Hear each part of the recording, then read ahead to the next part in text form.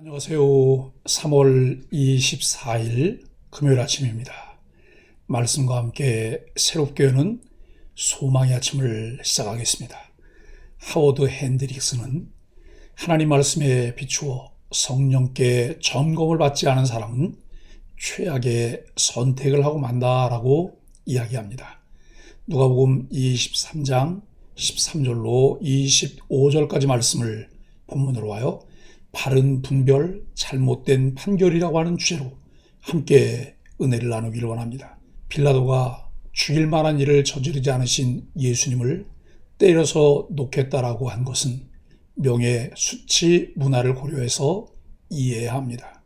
당시에는 어떤 사람이 기소당하면 무죄일지라도 기소자의 체면을 고려해서 법정적 경고 의미로 그를 채찍질하고 풀어주곤 했습니다. 예수님은 명백한 무죄임에도 채찍질을 당하셨습니다.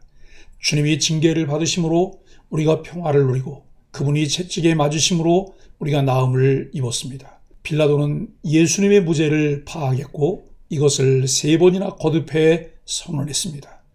그러나 무죄 판결이 뒤집힌 것은 군중들에 의한 것이었습니다. 이것은 증거와 법리에 따라 공정한 판결이 아니라 군중의 요구를 수용한 정치적 판결이었습니다. 빌라도의 정치적 판결은 군중의 요구에 따라 판결하는 로마의 사법제도 속에서 가능한 것이었지만 그에게도 책임은 있습니다. 빌라도는 자신을 이용해 예수님을 제거하려는 유대인의 지도자들의 시도를 역이용하여 예수님을 무죄 판결하여 백성의 인기를 얻으려고 했을 것입니다. 그는 또한 예수님 석방을 빌미로 바라바를 석방하지 않고 처용하고자 했을 것입니다. 그는 애초부터 정치적 계산으로 판결에 임했기에 결국 무리의 요구에 따라 정치적 판결을 하게 되었습니다. 바라바의 석방을 요청한 무리는 바라바를 안전하게 석방하기 위해 예수님의 처형을 주장합니다. 그들은 무죄한 자를 희생양으로 삼아서라도 자기들의 목적을 달성하고자 예수님의 재판에 개입합니다. 그들은 예수님의 재판에는 개입하지 말고 바라바의 석방만을 주장했어야 합니다. 우선 바라바 석방을 요구하면 그들은 충분히 목적을 달성할 수 있었습니다. 아마도 빌라도는 바라바를 석방한 후에 예수님도 석방했을 것입니다. 이 무리는 예수님의 재판에서 실질적 재판관 역할을 했으므로 이 재판에 대한 책임을 면할 수 없습니다. 그러나 가장 큰 책임은 무죄한 예수님을 로마 법정에 기소한 대제사장과 공회에 있습니다. 그들은 허위 사실로 예수님을 기소하고 자기들이 원하는 재판 결과를 끌어내기 위해 무리를 동원의 재판에 개입시켰습니다. 13절로 17절은 빌라도의 바른 분별입니다. 빌라도는 처음에 이성적이고 양심적으로 바르게 분별했습니다.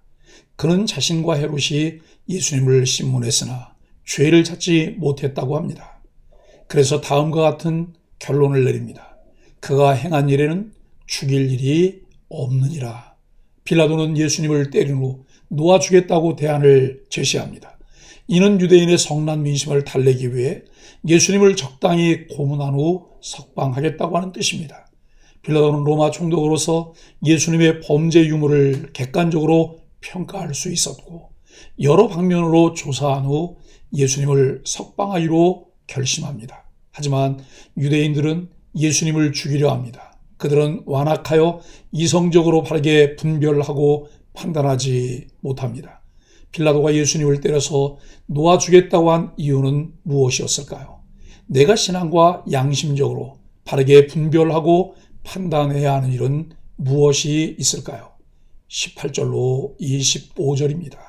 빌라도의 잘못된 판결입니다. 바른 분별에는 바른 실천이 따라야 합니다. 그러나 빌라도는 바른 분별을 저버립니다. 빌라도가 예수님의 무죄를 선언하자 무리는 예수님을 처형하고 바라바를 놓아주라고 소리칩니다. 이는 6월절에 죄수 한 명을 놓아주는 전례가 있었기 때문입니다. 바라바에 대해서는 알려진 것이 없습니다. 다만 그는 군중이 예수님과 맞바꾸려 할 정도로 큰 죄인이었습니다. 빌라도는 3번에 걸쳐 예수님의 무죄를 말하지만 예수님을 십자가에 못 박으라는 무리의 거센 요구를 이기지 못합니다. 빌라도는 예수님의 무죄를 확신했음에도 자신의 정치적 입지 유지를 위해 유대인들의 요구를 들어줍니다. 이로 인해 예수님이 본디오 빌라도에게 고난받아 십자가에 못 박혀 죽으신 것으로 역사에 기록됩니다. 빌라도가 예수님을 십자가 처형에 넘겨준 이유는 무엇이었을까요? 나의 유익을 위해 진실을 거부하거나 다른 사람들을 선동하고 현실과 타협하려 한 일은 없었나요? 사랑하는 소망의 가족 여러분, 질문이 있는 삶, 질문이 있는 신앙생활을 해야 합니다.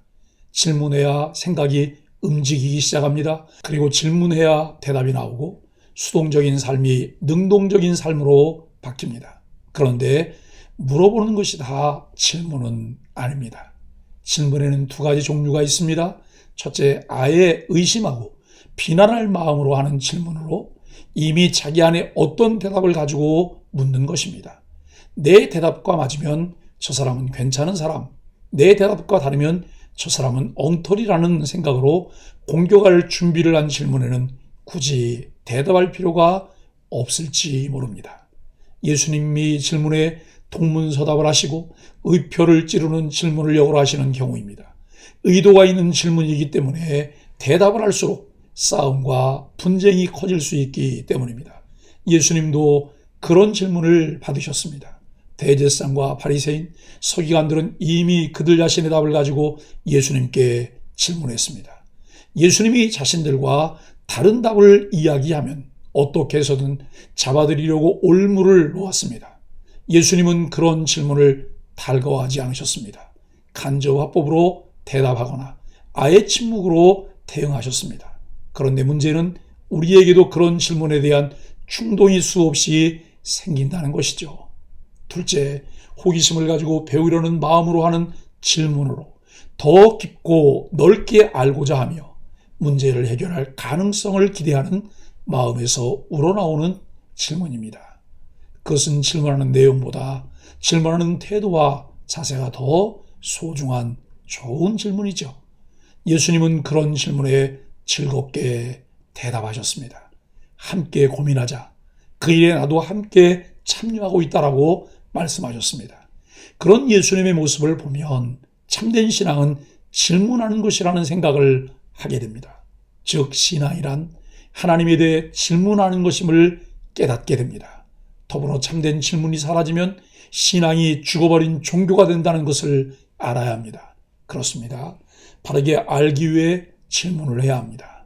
바른 분별력에 따라 신앙과 소신을 가지고 행동하는 소망의 가족들이 되기를 예수 그리스도 이름으로 간절히 축복합니다. 함께 기도하겠습니다. 주님, 바르게 분별해도 바른 판결을 내리지 못하는 연약함이 제게도 있음을 고백합니다. 공의와 정의를 시행하는 것을 주님이 삶의 예배로 기쁘게 받으심을 기억하게 하여 주옵소서.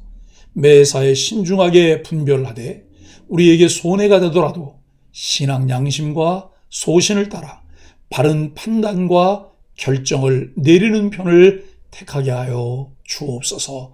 예수님의 이름으로 간절히 기도합니다. 아멘.